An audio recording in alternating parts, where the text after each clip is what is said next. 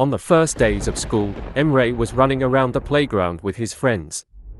Suddenly, an old woman in dark clothes appeared.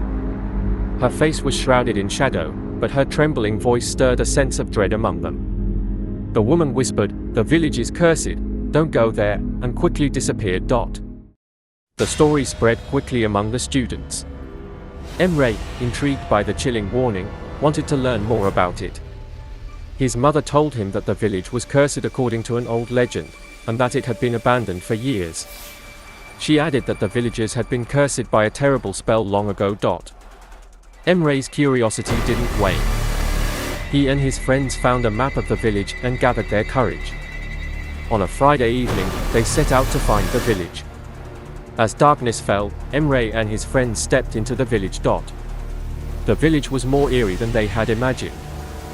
The old stone houses were covered by enormous trees, situated in the middle of a barren landscape. Despite their fear, they ventured into the first house.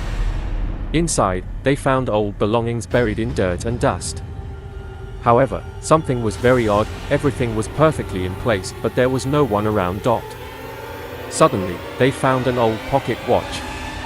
The watch had an inscription on it and showed 303.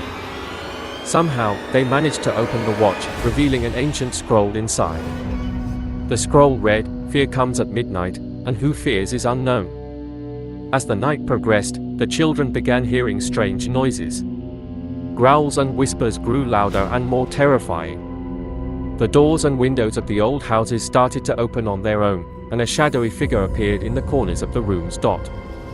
They heard a voice from behind a door, "Help me." It was the cry of someone in distress. Summoning their courage, they opened the door, but found only an empty room.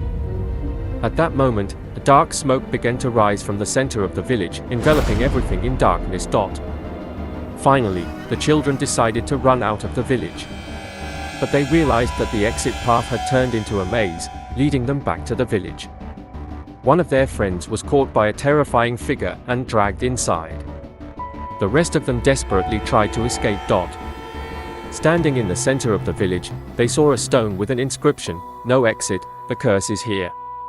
They had to escape quickly, but the sounds and figures from the village kept following them. Eventually, they managed to leave the village and return home. Each of them was filled with fear, and none of them dared to speak about that night. However, they still felt as if something was watching them from the corners of the village. The village remained a nightmare in old legends.